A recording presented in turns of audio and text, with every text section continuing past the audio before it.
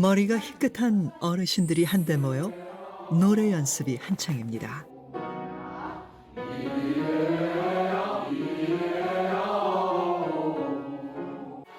한 소절 한 소절 집중해가며 멋진 하모니를 만들어가는 이분들은 누구일까요?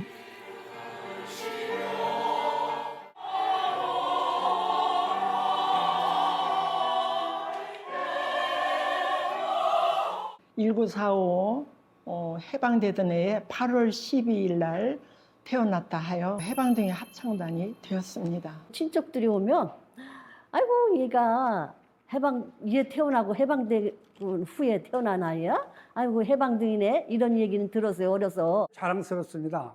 그 이름만 들어도 기분이 좋아가지고 전화번호도 1945년생으로 끝번호를 그렇게 맞췄어요.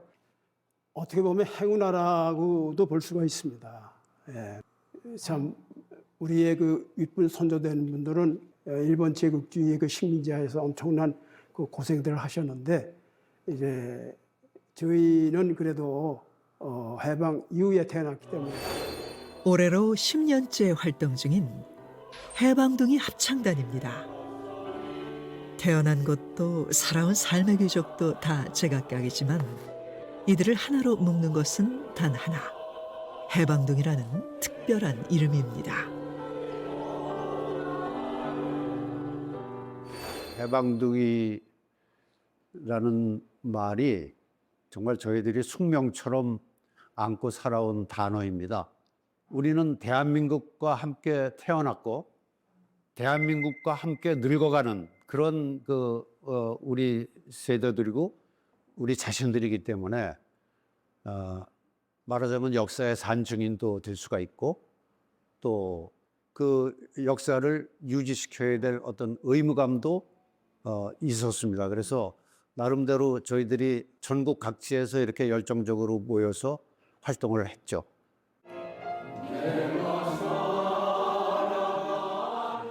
숨가쁘게 앞만 보고 달려온 해방둥이들의 삶이자 대한민국의 역사이기도 한 지난 80년. 그 모든 여정의 시작이었던 바로 그날. 그날의 풍경은 어떤 모습이었을까요?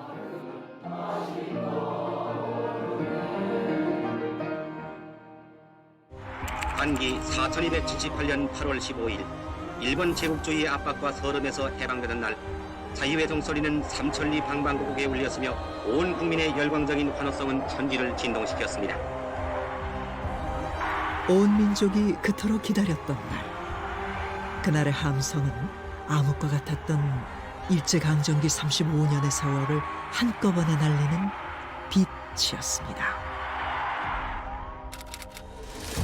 그날 이후 많은 것들이 변했습니다.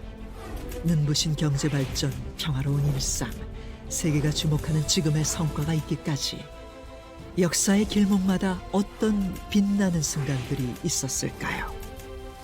그날로 가보겠습니다.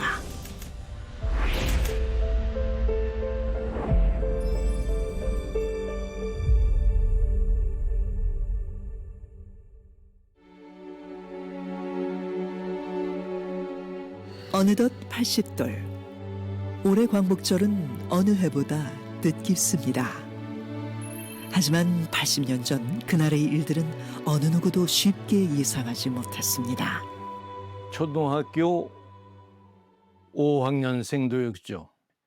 우리가 결국은 이제 전쟁이 끝났다 하는 것은 알았지만은 그것이 곧 우리에게 광복을 의미한다 하는 것도 우리 어린아이들은 잘 몰랐죠. 네. 광복에 대해서 전혀 모르는 상태에서 태어났죠. 우리는 사병들은 모르죠. 우리가 그때는 희망이 아무것도 없었어요. 우리가 일본의 지배로부터 벗어나는 그 순간을 8월 15일이라고 예측한 사람은 아무도 없습니다. 1945년 8월 15일 경성거리는 여느 날과 다를 것이 없었습니다.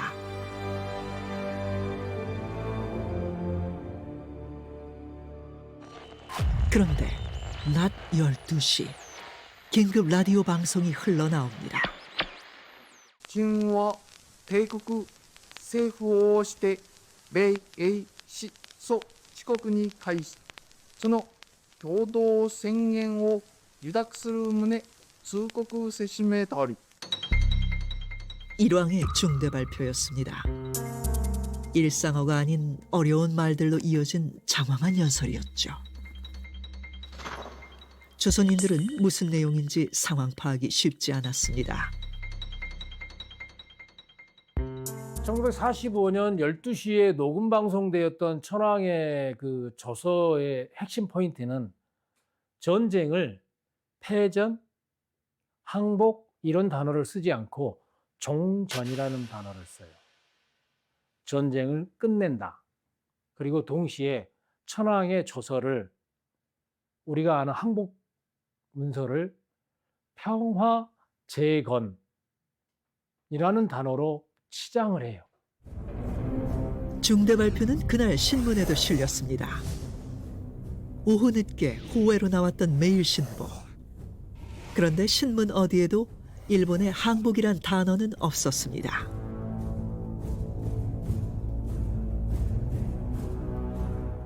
자, 이렇게 하는 중요한 이유는 뭐냐? 천황은 1945년 이전에는 신이었습니다. 일본의 명치헌법상에서. 신이 어떻게 항복합니까? 신이 항복했다는 것은 뭘 의미하냐면 국민에게 절대적 권위를 스스로가 부인한 꼴이 되는 거예요. 그러다 보니 항복이라는 단어는 절대 쓸 수 없는 거죠. 주변 아시아 국가들을 식민지화하며 침략 전쟁을 펼치던 일본은 1941년 12월 7일 미국의 진주만을 기습 공격합니다.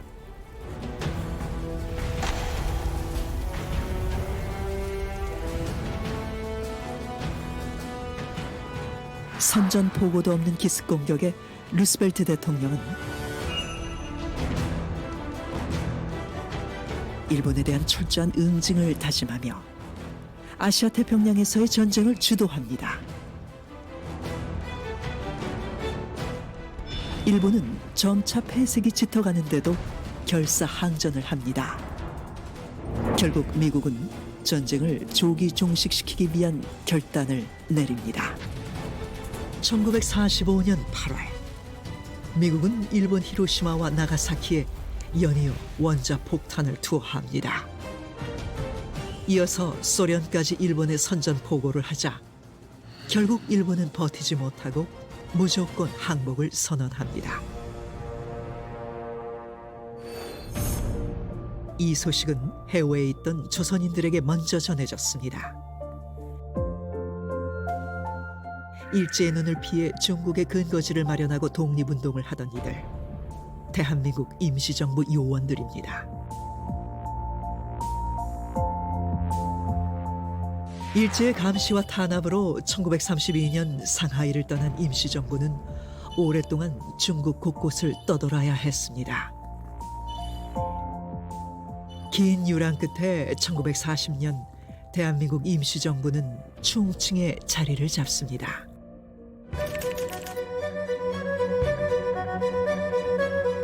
(1945년 8월 10일) 충칭 임시정부에 일본의 항복 소식이 전해졌습니다. 한반도 본토보다 닷새나 먼저였습니다. 일본의 패망을 들은 임시정부 요원들, 어떤 심경이었을까요? 고난의 여정 속에서도 가정을 이룬 독립운동가 양오조 최선화 부부. 그들의 육아 일기에 그날이 생생하게 기록되어 있습니다. 1945년 8월 10일 사천성 중경 상호 십시에 일본이 무조건적으로 동맹국에 투항했다는 소식이 중경에 도착한 것은 오늘 10일 저녁 8시쯤이었다. 이 소리를 듣는 순간 정신이 아득해오며 아무 생각도 들지 않는 것이다. 가슴이 뛰고 너무 어지러워 자리에 가서 잠시 누워야 할 정도였다. 이런 식으로 일본의 패망을 만나게 될 줄은 몰랐었다. 세상은 밤을 새워가며 미칠 듯이 좋아라고 야단을 한다.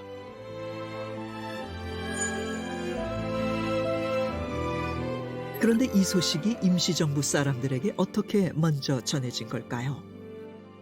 외교 라인을 통해서 우리가 포츠담 선언을 수용할게 이렇게 일본 천황이 발표를 하면 연합국에 있는 미국은 그걸 받자마자 전 세계에 퍼져 있는 전쟁 구역에 미군이 진출해 있는 모든 주요 지휘부에 일본이 항복한다라는 걸 보냈겠죠.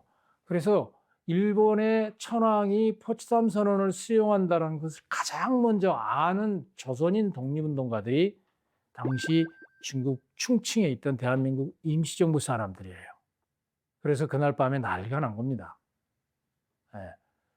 우리만 난리 나는 게 아니라 중국 사람도 난리 난 거죠. 전쟁이 끝났구나. 한편 국내에선 어땠을까요? 일본의 패전이 곧 우리의 해방임을 해외에서는 이미 알고 있었지만 뜻밖의 국내는 조용했습니다. 8월 15일 그날을 또렷이 기억하는 이가 있습니다. 문학평론가 유종호 씨. 1945년 당시 그는 초등학교 5학년이었습니다. 그때 내가 충주에서 우리 큰이모네 집에 놀러 갔었어요. 오후에.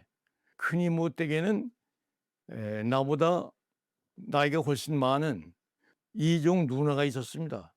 그런데 그 이종 누나가 오후에 바깥에 나갔다가 들어오더니 전쟁이 끝났다. 일본이 항복을 했다. 새 소식이라고 전달을 했죠. 이종 사촌 형이 그럴 리가 없다. 일본이 항복을 했을 리가 없다. 그러니까 일본 사람들은 자기들이 전쟁에 진다는 것을 얘기를 하지 않고 거짓말을 했기 때문에 극소수의 고급 정보를 알고 있던 사람들 이외에는 해방이 되리라고 하는 것은 꿈에도 생각을 못한 거죠. 뿐만 아니라 일본인들도 겉으로는 달라진 게 없었습니다. 조선인들을 통제하려 하고 강압적인 태도도 여전했습니다. 심지어 신문에 경고문까지 실었습니다. 그리고 그 시각 분주한 이들이 있었습니다. 바로 조선 총독부. 태연한 척했던 것과 달리 발빠르게 살 길을 도모해야 했기 때문이죠. 조선 총독부의 2인자 엔도 류사쿠는 8월 14일 급하게 누군가를 찾습니다. 바로 독립운동가이자 민족 지도자 몽양 여운형입니다.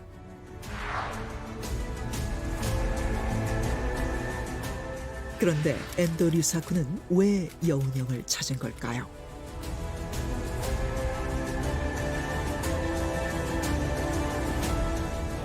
조선에 남아있던 일본 분들은 일본으로 귀환하기 전까지 자신들의 신변에 대한 안전 조치가 필요했습니다.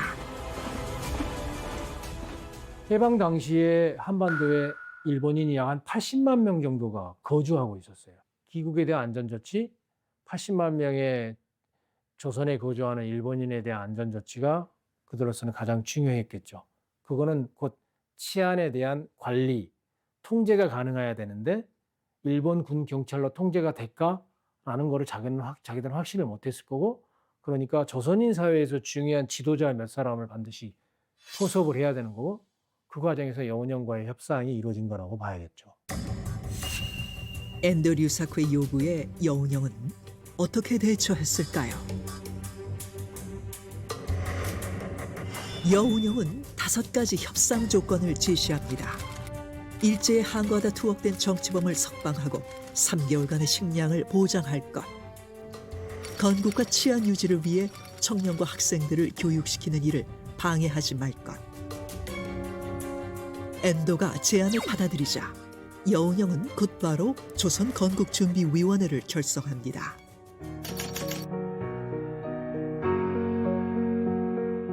다음 날인 8월 16일 여운형은 건국준비위원회 위원장으로서 수많은 사람들 앞에서 연설을 합니다.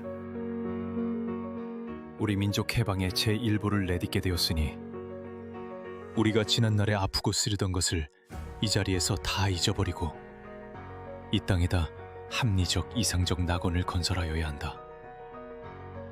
이때는 개인적 영웅주의는 단연 없애고 끝까지 집단적으로 일사불란의 단결로 나아가자. 여운형의 결의에 찬 연설이 끝나자 사람들은 깨닫습니다. 일본의 지배에서 벗어나 해방되었다는 것을, 우리가 나라를 되찾았다는 것을.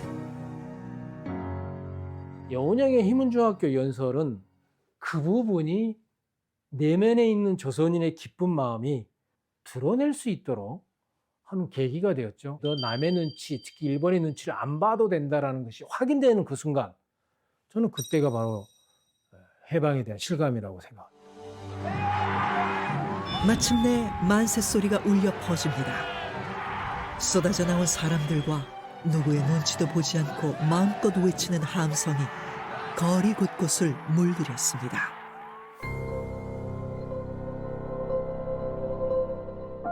평생 역사를 가르쳐온 교육자이자 역사와 관련된 물건들을 모으는 역사 수집가 박건호 씨. 그가 수집한 물건 중에 그날의 만세 행렬과 함성을 그대로 간직한 물건이 있다고 하는데요. 바로 건국준비위원회에서 해방을 알린 공식 문서 건준 포고문입니다. 이게 사실은 요 태극기만큼이나 해방 직후 1945년 8월 15일 그 직후의 감격을 담고 있는 것으로서 요 가치가 있습니다. 조선 동포여 중대한 현 단계에 있어 절대의 자중과 안정을 요청한다. 경거망동은 절대의 건물이다. 뭐 이런 식의 표현들이 나오는 것이죠. 건준 포고문이 의미하는 것은 뭘까요?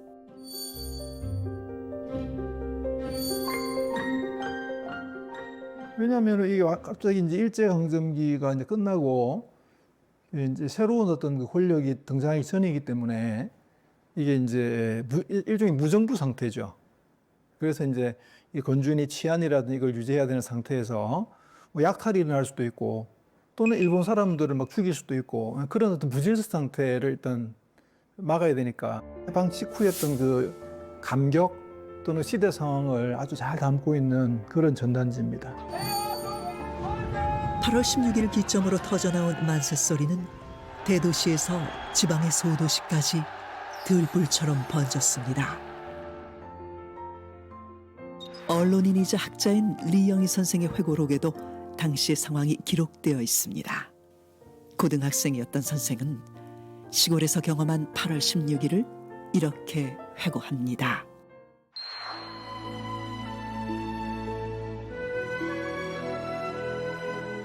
여기는 대감보다 훨씬 산골이어서 주민들은 종전 소식을 전혀 몰랐어요. 그런데 16일 아침부터 마을 끝에 있는 경찰관 주재소에서 순사들이 불이 나게 들락날락하고 뭔가 불태우는 연기가 피어오르기 시작한 거요. 그제야 주민들은 무슨 큰일이나 난 것을 직감하고 파출소로 몰려갔어. 그제야 일본이 패망하고 해방이 됐다는 것을 알았어요. 어떤 위치에서 어떻게 알게 되더라도 광복의 기쁨만큼은 하나였을 텐데요.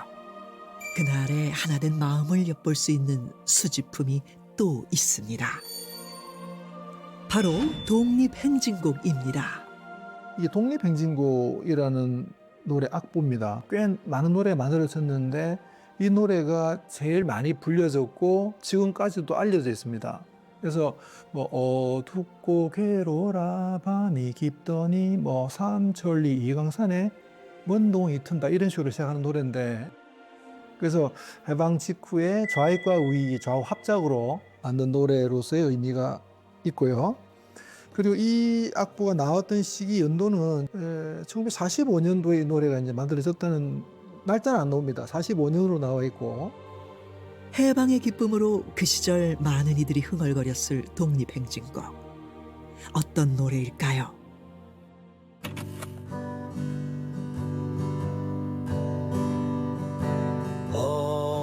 어둡고 괴로워라 밤이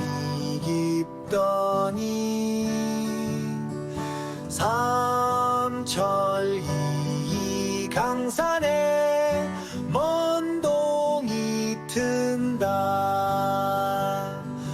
동포여 자리 차고 일어나거라. 산 넘고 바다 건너 태평양까지 자유의 종이 울린다.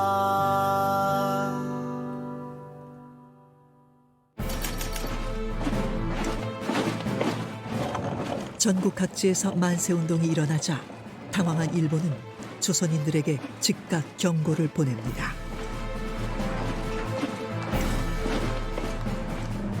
시위를 금지하며 이를 어길 시에는 무력행위도 불사하겠다며 으름장을 놓는 일본군. 경계를 더욱 강화합니다.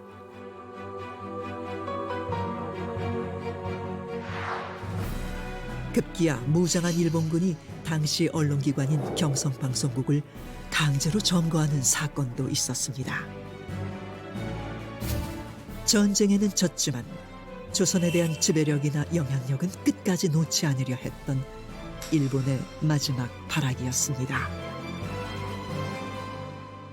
일본인 병사들 가운데서도 조금 있으면 돌아올게, 일주일 있다 돌아올게, 3개월 있다 돌아올게, 이런 말을 스스럼 없이 하는 거에 패전 의식이 굉장히 약하다라는 걸로 퉁을 치지만 그건 일본인들이 그만큼 뭐예요? 반전을 꿈꾼 측면도 있다라는 거죠.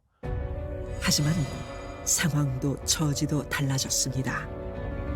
성난 민심이 곳곳에서 드러났습니다. 충주에서는요, 해방이 되니까 일부의 사람들이 일본인 집을 습격을 했어요. 일본도를 가지고 있는 사람들의 칼을 갖다가 뺏기도 하고, 어떤 구역에서는 일본 사람 유지를 갖다가 붙잡아다가 동해에 있는 창고에다가 가두기도 하고 뭐 이런 일이 벌어졌습니다.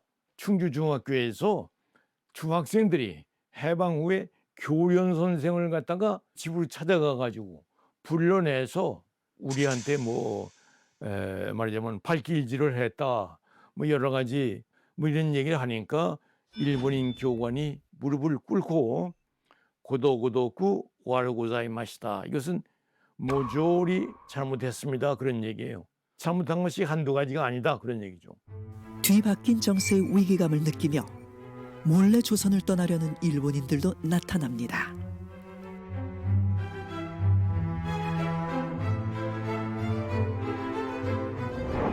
조선을 떠나야 하는 일본인들의 가장 큰 관심사는 재산 처분.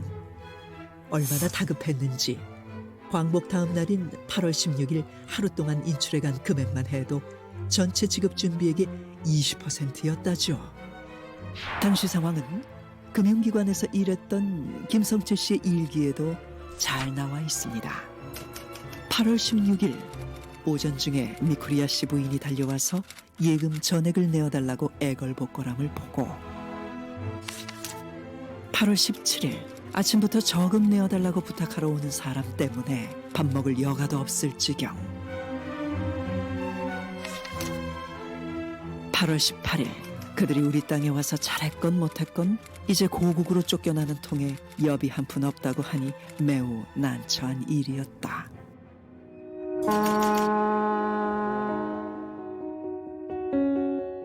8월 17일에는 부산을 떠나 일본으로 향하던 배 한 척이 회항하는 사건이 발생합니다. 일본인이 귀중품을 싣고 나가려다 그 무게를 감당하지 못한 것이죠.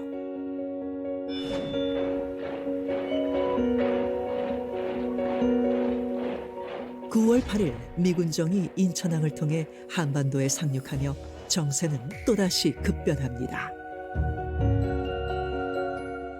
남북한 분단의 시발점이 되었던 38선도 이때 그어집니다. 해방 직후 38선을 기준으로 남과 북을 나누고 미군과 소련군이 각각 임시로 분할해서 점령하는 군사 경계선이 그어진 것이죠. 원래 우리가 해방 직후에 이제 소련이 먼저 들어오고 미군이 이제 뒤이어 들어왔죠. 그래서 미국 입장에서는 자칫 이렇게 가면 방치했다가는 한반도 전체가 소련의 영향권 속에 들어갈 수 있다고 보고 또 소련한테 이제 38선을 제안합니다.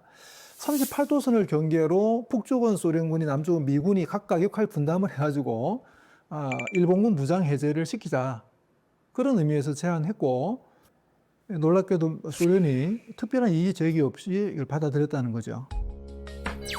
일본군의 무장 해제를 위해 한반도에 들어온 미군. 푸른 눈의 이방인을 본 당시 사람들의 반응은 어땠을까요? 익산에 사시던 분이 평생 역사를 기록한 자서전을 수집했는데 여기 보면 이제 이런 내용이 나옵니다. 처음으로 미군을 보았다. 미군의 장비는 일제 군장에 비해서 우람하고 엄청난 차이가 있었다. 처음 보는 순간 키가 크고 몸집도 크고 눈이 파랗고 머리칼이 노란색이고 외계에서 온 외계인 같이 느껴졌다. 이렇게 처음 느꼈던 것은 인들이 아동 교육을 하는데 서양인에 대한 적개감을 심었기 때문인 것 같다. 왜냐하면 해방되기 바로 직전까지만 하더라도 일본의 적은 미국과 영국 사람들을 나쁜 악마처럼 이렇게 막 교육을 계속 해왔잖아요. 해왔는데 해방이 되고 얼마 뒤에 이제 미군이 왔을 때 그런 어떤 영향이 아닐까. 그 흔쾌히 환영을 하는 사람도 물론 있겠지만 뭔가 눈빛에서 보이는 불안감, 경계심 이런 것들은 그것이 아닐까라고 저는 나름 생각을 합니다. 조선 총독부로부터 행정권을 이양받은 미군정은 일본인들을 엄격하게 관리하며 본국으로 돌려보낼 송환 정찰을 밟습니다. 미군이 들어와서는 미군은 명확하게 정리합니다. 1순위 군인 빨리 보낸다. 2순위 민간인. 그래서 그 순서가 그렇게 가는데 갈 때 원칙이 있었어요. 부사랑을 통해서 보낸다. 민간인이나 일본인은 1000행 이상 돈을 가지고 나가지 못했어요. 금은 보화는 당연히 못 갖고 갔고 무기는 당연히 못 갖고 갔고 심지어 칼도 못 갖고 갔고 결국 뭘 갖고 갔느냐. 보따리 한두 개니까 거기에 들어갈 수 있는 거라는 건데 일상에서 필요로 하는 것 정도의 이해는 특별히 벗어나지 않을 거라는 거죠. 무장 해제를 당한 일본군은 부사당을 통해 조용히 일본으로 돌아갔습니다.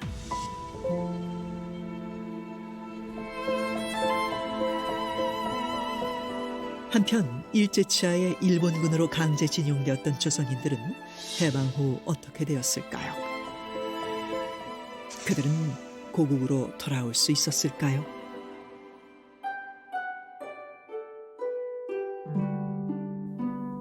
충남 서산으로 향했습니다. 올해 101세의 김정옥 씨. 그는 초등학교 교사로 부임한 지 1년도 채 되지 않아 일제에 의해 만주로 강제 징집됐습니다. 그때는 정병검사라고 해서 일본 국민은 누구를 막론하고 다 신체 검사를 받게 돼 있었어요. 19살에. 그러면은 나는 만 20살에 정병 제1기로 나갔습니다. 기차 타고서 이제 강원도를 가서 한경북도 나남으로 갔었어요. 나남이 청진하고 거리가 한 40리밖에 안 돼요.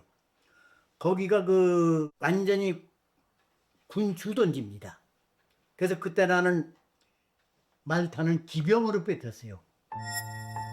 일본의 제국주의 침략 전쟁에 수많은 조선 청년들이 무차별적으로 내몰렸습니다. 그렇게 끌려간 만주에서 일본의 항복 소식을 들은 김종옥 씨. 하지만 그는 소련군의 포로가 되고 말았습니다. 한경북도 모산 거리 와가지고서 있는데 일본이 항복했다 이게요. 그거 언제쯤 들으셨어요? 그것이 한 열흘 뒤에 들었죠. 네. 고모산이라는 데가 있습니다. 모산서에 조금 내려오면 고모산에 와가지고서 일본 사람과 한국 사람이 이제 분리를 했어요. 그런데 거기가 뭐가 있더냐? 그 고모산에 세멘트 공장입니다.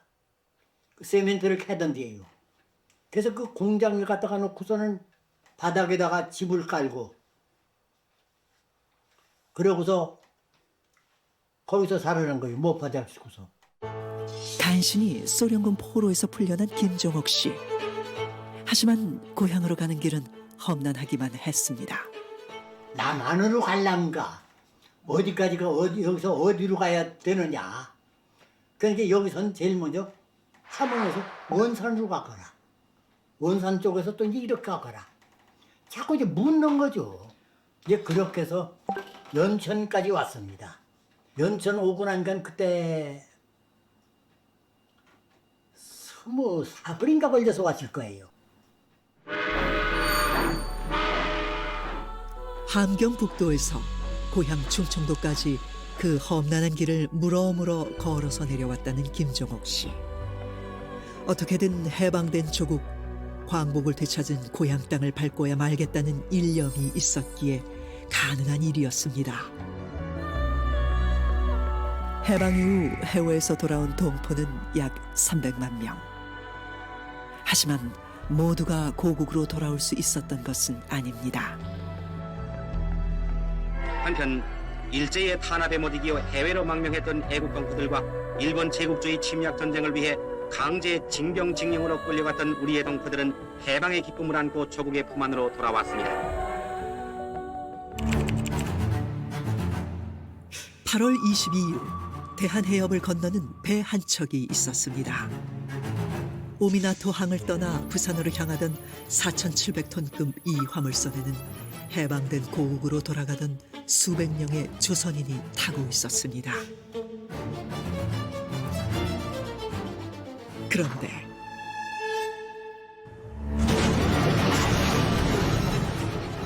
갑작스러운 굉음과 함께 폭발이 일어나며 순식간에 좌초돼버린 우키시마호. 원래 홋카이도나 아오모리 쪽에 강제 동원되었던 조선인들이 타고 귀환하는 과정에서 부산으로 바로 가려고 그랬는데 어떤 이유에서든지 어떤 이유인지는 모르겠지만 일본에 있는 GHQ가 마이주를 통해서 가거라 그렇게 된 거죠. 예정에도 없던 항로 변경에 원인을 알 수 없는 폭발 사고. 진실은 무엇일까요? 사건 과정도 구호 과정도 석연치 않았습니다. 이후에도 수차례 의혹과 논란만 제기될 뿐 진상은 어떤 것도 제대로 규명되지 않았습니다. 그 배가 침몰할 당시에 그 배가 한 10여 분 만에 가라앉았다고 그러거든요. 당시에 일본 쪽의 구조 활동은 철저하게 일본인에 한정되었습니다. 조선인들은 해난 구조의 대상이 아니었던 거죠. 그래서 많이 죽었을 거다라는 정도로만 추론을 하고 있습니다. 광복을 맞이했음에도 끝내 고국의 땅을 밟지 못한 사람들. 비극의 역사는 우키시마호의 진실과 함께 깊은 바다 밑에 잠겨 있습니다. 한반도에는 새로운 시대가 찾아오기 시작합니다. 일본군의 감시 아래 일본어 방송을 하며 통제를 받았던 경성방송국. 9월 9일 오후 5시 드디어 우리말 방송을 시작합니다. 학교에서도 우리말 수업이 시작됐습니다. 그동안 일본어를 국어로 배우며 일본어로 쓰고 말해야 했던 학생들. 6학년 졸업반 중에는 한글을 다시 배우기 위해 학교를 한 해 더 다닌 아이들도 있었답니다.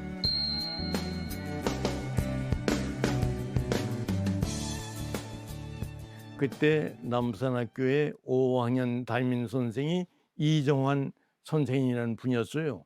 이분은 일본말로는 장씨를 갖다가 니시하라라고 해서 우리가 니시하라 센세이라고 그랬어요. 근데 이제 해방이 되니까 교실에 오셔가지고 내 이름이 이종환이다. 그러니까 앞으로는 이종환 선생이라고 불러달라. 이렇게 얘기를 하고 해방이 돼가지고 한국 이름을 부를 적에도 처음에는 부지중에 하이 그다음에 이제 네 그런 거죠. 이건 뭐 오랜 습관 때문에 갑자기 네란 말이 안 나와가지고 하이 하고 그다음에 네 그런 거죠. 일본식 교감어 이름도 우리말로 제자리를 찾아가기 시작했습니다.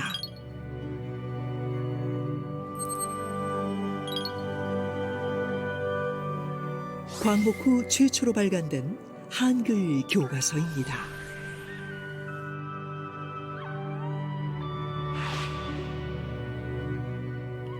학교마다 설치해 학생들에게 의무적으로 참배를 강요했던 봉안전도 허물고 그 자리에 독립기념비를 세우기도 했습니다.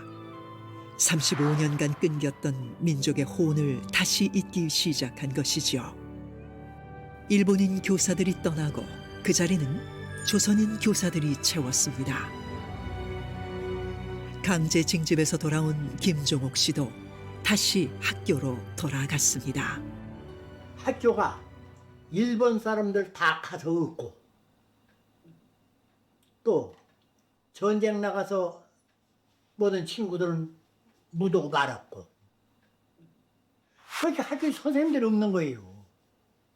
근데 그때는 책이 없으니까 국어책 같은 것은 책을 번역을 해서 일본 혼이 들어있는 것은 빼고 우리말로 넣고 그래서 이렇게 등사를 했습니다.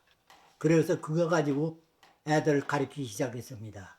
근데 그때의 감정이라는 거는 우리가 말할 수 없는 거고 그때는 참 광복이 됐다. 나라를 찾았다. 이제는 진실한 교육이 된다. 우리나라 교육이 된다. 어느 것을 느껴서 교사가 부족해 금융조합원이었던 김성철 씨도 학교로 아이들을 가르치러 갔습니다.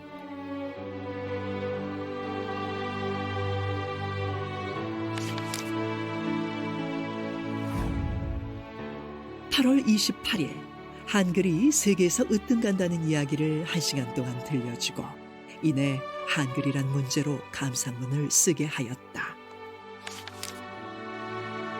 9월 11일 단군기원 4278년이라는 것과 한글이 세계에서 제일 가는 글이라는 것, 아이들이 신기하게 여기는 눈, 좋아하는 모양. 해방된 학교에서 한글을 배운 뒤 유종호 씨는 평생 우리말을 연구하는 문학평론가가 됐습니다.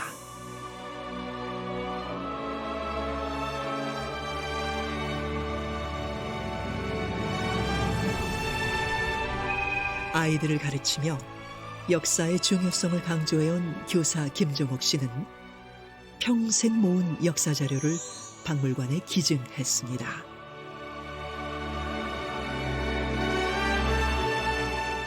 (80년) 전 그때 되찾은 우리의 말과 글. 지금은 세계 속에서 그 우수함을 인정받고 있습니다.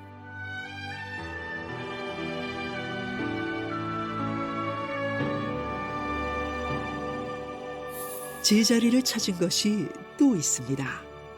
바로 태극기입니다. 일제강점기 때는 태극기를 사용할 수가 없죠. 그리고 금지되었고 그 태극기 모양을 정확히 알 수도 없었고 그 해방되고 나서 뭘 흔들어야 되는데 흔들 게 제대로 없으니까 일장기를 그냥 재활용해가지고 많이 흔들었던 것이죠. 일장기를 재활용한 태극기라고요? 그렇죠. 일장기인데 자세히 보면 파란 색깔을 이렇게 덧칠을 했습니다. 덧칠을 하고 그다음에 이제 양 귀퉁이 네 귀퉁이에 이제 이렇게 괴를 금공감리 괴를 그렸는데 근데 지금의 태극기하고 약간 다릅니다. 왜냐하면 이 괴 같은 거 어렵잖아요. 그 해방 직후에는 이 괴를 정확히 그 룰이라든지 잘 몰랐기 때문에 제각각입니다. 그래서 먹으로 대충 이렇게 이제 그렸고 태극기를 흔들었던 것이죠. 굉장히 큽니다. 이 대형 태극기는 어디서 온 걸까요? 일장기에다 칠을 한 게 아니고 아예 반을 태극 모양을 잘라내가지고 파란색 천을 덧댄 겁니다. 덧대면 이쪽에서 보나 저쪽에서 보나 다 모두 선명한 태극이 되는 거죠. 그래서 이런 것들은 너무 태극기가 커서 그냥 개인이 그냥 흔들었다기보다는 행사 같은 데 썼던 것으로 보이는 그런 태극기고, 일제시대 태극기 하면 떠오르는 이 손기정 선수입니다. 36년 베를린 올림픽이었죠. 우리의 손기정 선수가 멀리 독일 수도 베를린에서 열렸던 올림픽 대회에서 세계 신기록을 수립하여 영예의 월계관을 차지했던 날 8월 9일. 태극기가 아닌 일장기를 가슴에 달고 시상대에 서야만 했던 금메달리스트. 당시 그가 남긴 친필 서명에는 그날의 비통한 심경이 고스란히 담겨져 있습니다. 현지에 손기정이 이제 사인을 해준 게 몇 개 남아 있는데, 근데 이건 8월 12일입니다. 8월 12일이죠. 그러니까 이거는 현지에서 써준 그 손기정의 사인으로서는 가장 빠른 시입니다. 마라톤, 그다음에 자기 기록 우승한 그 마라톤 성적 기록, 그다음에 영어, 한글, 그다음에 코리안 영어 이렇게 쓴 거죠. 근데 당시 우리는 일제강점기에 나라를 뺏긴 상태에서 일본 국가대표로 참가했고, 그리고 공식적으로 올림픽 참가 명칭, 자기 이름도 기테이 손입니다. 기정손을 일본식으로 하면 기테이 손 이렇게 되는데, 근데 손기정은 그냥 기정손이라 쓰고 한글로도 손기정이라 쓰고 코리안이라 썼거든요. 고개 숙인 챔피언의 비애를 정확히 표현한 겁니다. 나는 한국인이라는 자기 민족 정체성을 잘 표현하고 있습니다. 체육계도 해방을 맞았습니다. 광복 후 처음으로 전국 종합경기대회가 열렸습니다. 이날 기수로 나선 손기정 선수. 그는 대형 태극기를 들고 선수들 앞에 섰습니다. 우리도 체육이 세계에서는 으뜸가는 나라 아니냐, 그런 의미로 이제 경축 체육대회를 했죠. 손기정 선수가 그 억울한 일본기를 달고 뛰었는데 태극기를 기수로 나와가지고 우는 장면이 이제 모든 국민에게 이제 전달이 됐죠. 마라톤 우승에 값진 영예를 안고도 나라가 없어 고개 숙여야 했던 올림픽 영웅. 되찾은 조국에서 태극기를 마음껏 흔들며 비로소 환하게 웃을 수 있었습니다.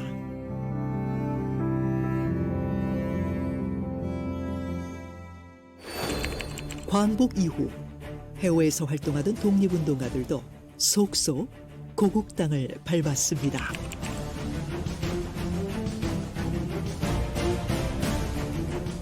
(1948년 5월 10일) 대한민국 최초로 국회의원 선거가 치루어지고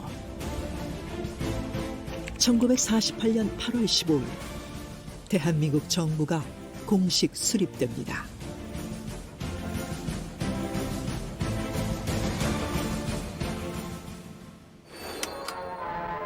해마다 광복절을 기념하며 우리의 역사도 앞으로 나아갑니다.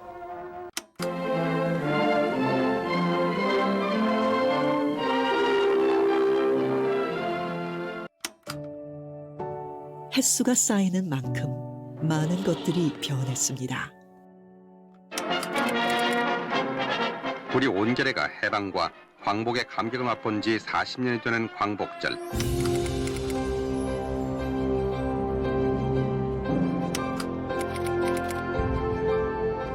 정부는 현재 국립중앙박물관으로 사용 중인 옛 조선 총독부 건물을 해체하고 그 자리에 본래대로 경복궁의 영재교와 홍례문을 복원하기로 했습니다. 광복 50주년을 맞은 1995년에는 일제 식민 통치의 상징이자 오랜 잔재, 조선 총독부가 철거되었습니다. 일제 잔재에 대해서 청산해야 된다는 것과 역사를 보존해서 냉정하게 봐야 한다는 시각이 역사 논쟁으로 오로지 50년간 이어져 왔습니다. 그러다가 김영삼 정부 들어서 광복 50주년 시기에 민족 정기를 다시 살린다는 전제하에서 1995년 8월 15일에 철거하게 되었습니다. 조선 총독부를 허물다 거기서 나온 파편석은 시민들에게 기념품이 되었습니다. 아픈 역사를 잊지 말자는 의미지요. 박건호 씨도 파편석 하나를 소장하고 있습니다. 이 돌이 그냥 보면 돌인데 사실 조선 총독부의 한 부분을 차지했고 이것 자체가 일제강점기의 한 부분인 거죠. 역사의 한 부분이 되는 겁니다. 역사에서 우리가 좀 기억하기 싫은 거를 모두 다 없애버린다면 그게 오래 좋은 것만 남겠죠. 어떤 경우에는 저런 것들을 남겨서 두고두고 우리가 역사의 어떤 교훈으로 삼는 것도 좋지 않을까.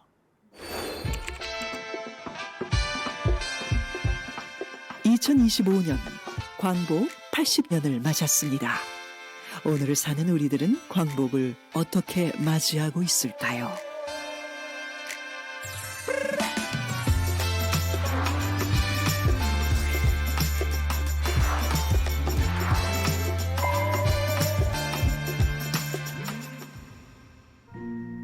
서울의 한 박물관, 화려한 색감이 눈길을 사로잡습니다.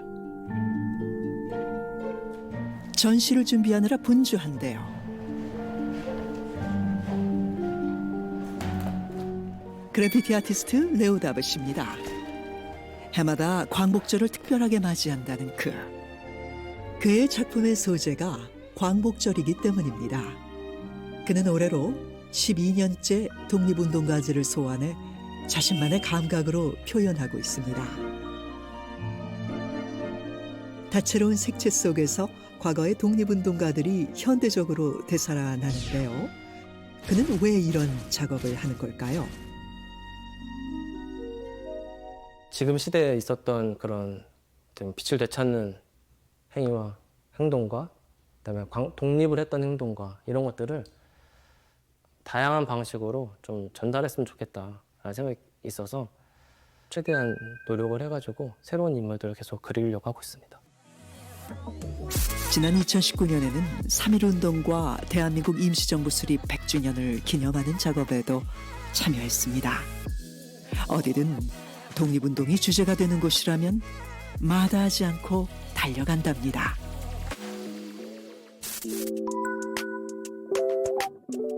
외벽에 그려 거리를 수놓던 작업에서 최근에는 더 많은 사람들이 제약 없이 즐길 수 있도록 작업을 실내 전시로 많이 옮기고 있습니다.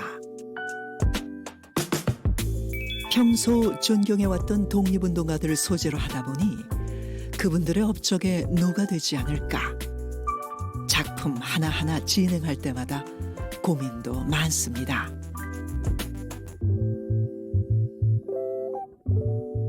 유건수 선생님의 의상을 어떻게 할까 그걸 고민을 많이 했었는데 그래서 처음에는 그냥 그 한복 입으신 이미지에 핸드폰만 들고 이어폰으로 음악을 듣고 계시는 모습만 제가 표현을 했고요. 그러면서 조금씩 이제 한 가지씩 이제 변화를 주기 시작을 해서 그 해 12월 달에 이제 산타 복장을 한 김구 선생님을 좀 만들게 됐죠. 산타 복장을 한 김구 선생님. 재밌는데요? 역사책 속 멀리 있는 분이 아닌 한결 가까워진 느낌입니다. 잘 몰랐던 숨은 독립운동가들을 발굴하는 재미도 있습니다. 이번 전시에선 독립운동가 아버지와 아들이 같은 나이가 되어 한 그림에서 만났습니다.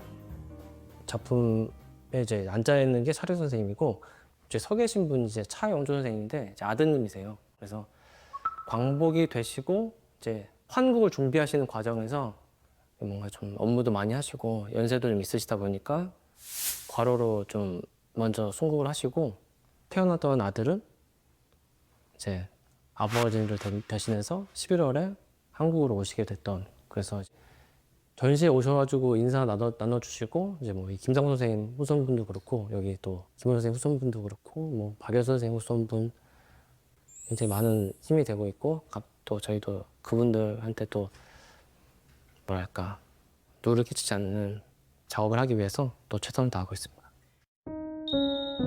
다른 시간대의 두 사람이지만 시간을 훌쩍 뛰어넘어 다시 만났습니다. 레오다브 작가의 또 다른 작품, 한글을 활용한 그래피티인데요. 보통은 다 영문으로 하는데 그거를 그냥 좀 한글로 하는 스타일을 좀 요즘에 계속 만들고 있어요.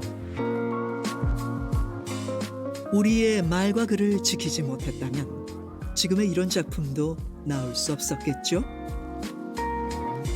레오다브는 과거를 잊지 않고 기억하기 위해 이런 작업을 합니다.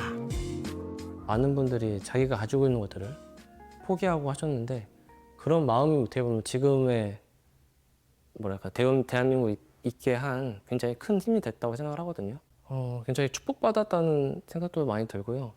많은 사람들이 우리의 역사를 더 멋있게 기억할 수 있는 그런 방법을 좀 더 만들어야 되지 않을까?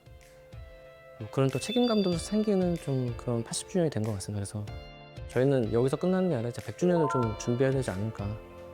그런 또 어떻게 보면 새로운 다짐을 하게 되는 80주년이 된 것 같습니다.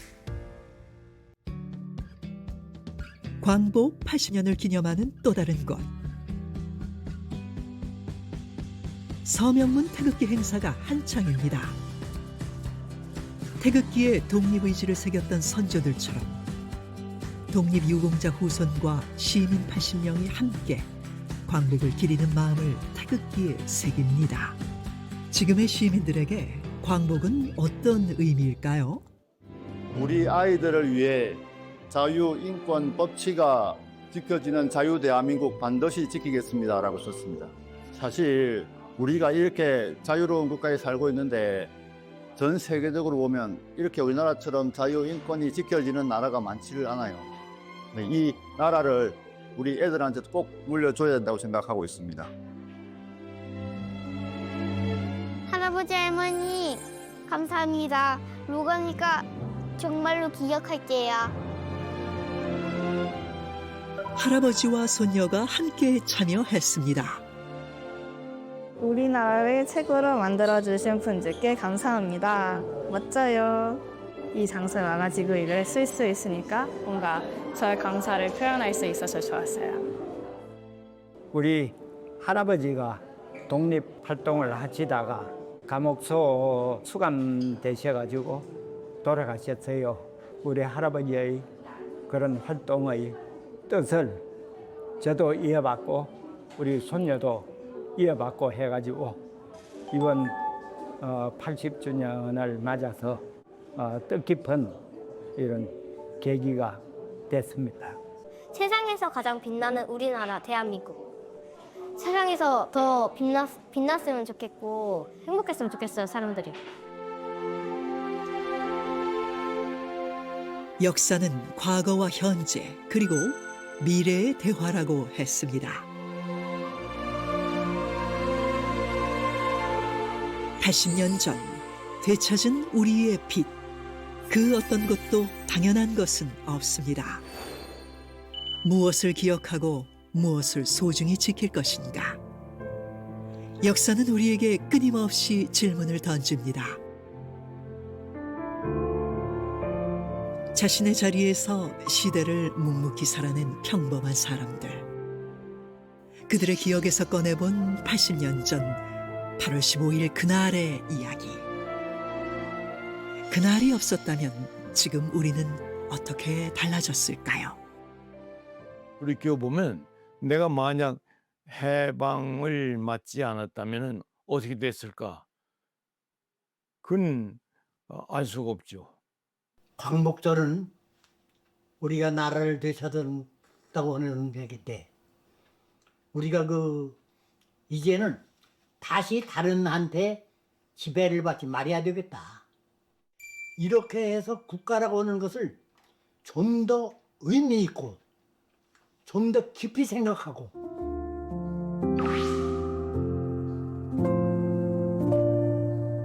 그날이 우리에게 물려준 것들. 해방둥이들이 전하는 이야기가 있습니다. 제가 어린 시절 있잖아요. 참 춥고 배고프고 고단했어요. 나는 어렵게 살았지만은 우리가 열심히 일해왔기 때문에 오늘날의 대한민국이 있고 또 잘 사는 세대하고 이렇게 연결된 마중물 역할을 하지 않았나.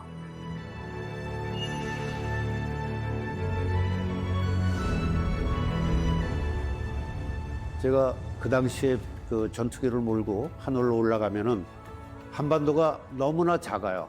이렇게 보면은 왼쪽 보면은 서해, 오른쪽 보면 동해 이렇게 다 보일 정도로. 그럼 우리 한반도는 너무나 뻘개요.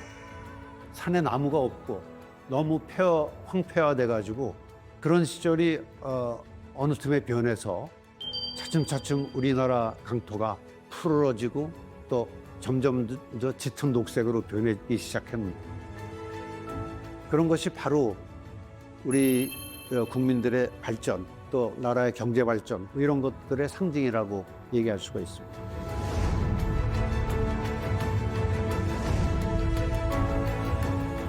이제 앞으로는 대한민국의 위상도 세계에서 이제 굉장히 많이 높아졌기 때문에 더욱더 발전하기 위해서는 미래지향적으로 나가서 같이 잘 지내야 되지 않는가 그런 생각을 하고 있습니다.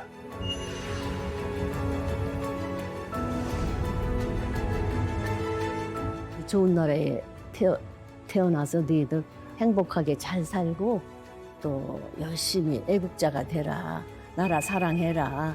응? 그렇게 뭐 그런 말이죠, 뭐 그냥.